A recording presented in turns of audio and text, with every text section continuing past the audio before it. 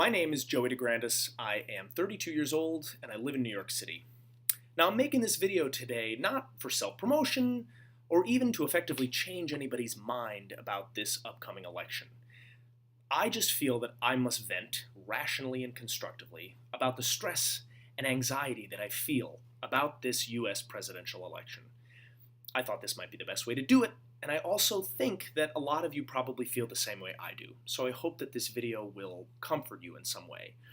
And for those who may still be undecided, even at the 11th hour, I hope that you will absorb this message.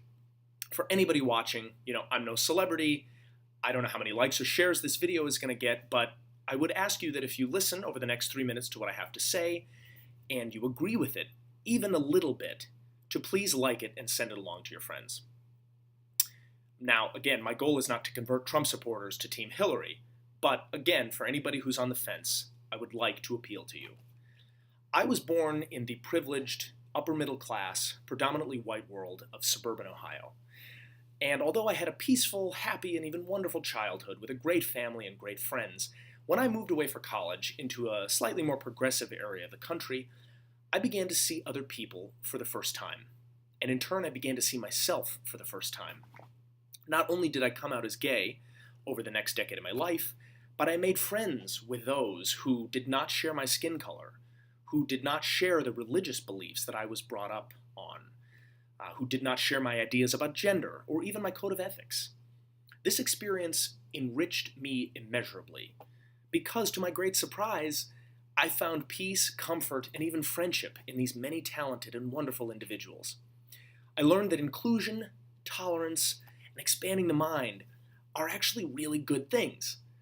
Ideals and values that we ought to cherish as a nation instead of discard or label weak. When I hear, see, or attempt to analyze anything that Donald Trump and his campaign seems to promote, I feel such a wave of extreme emotion come over me. I feel as if I'm taken back in time to a world that, although sweet for me, was a bit naive and limiting for others.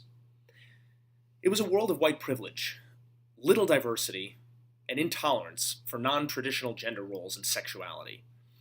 Now, I caddied for 10 years at a golf course, a club, actually, where my father was also a member.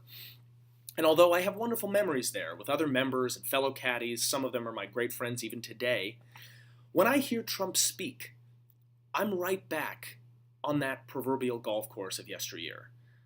I'm back there laughing with other white men about women, gays, or other minorities, unaware that at that time, I was narrow-minded.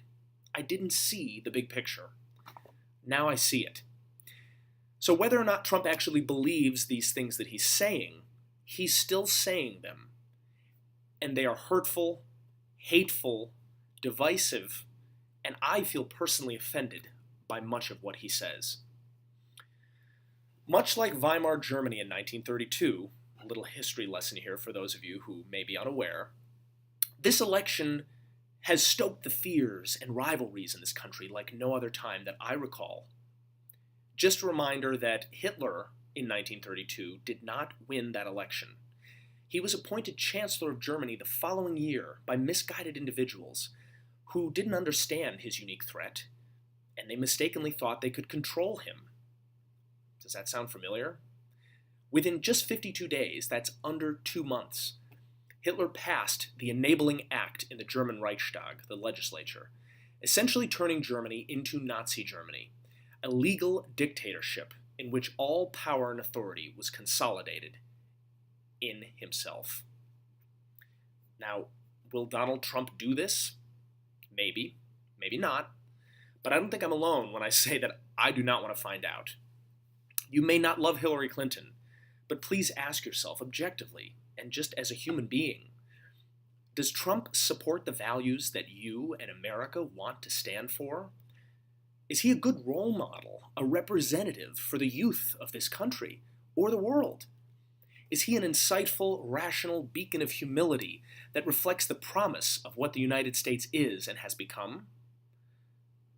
I ask you, again, all the undecideds out there who may be watching this video, and in fact beg you, on Election Day this Tuesday, please don't take our country back. vote for Hillary and move us forward.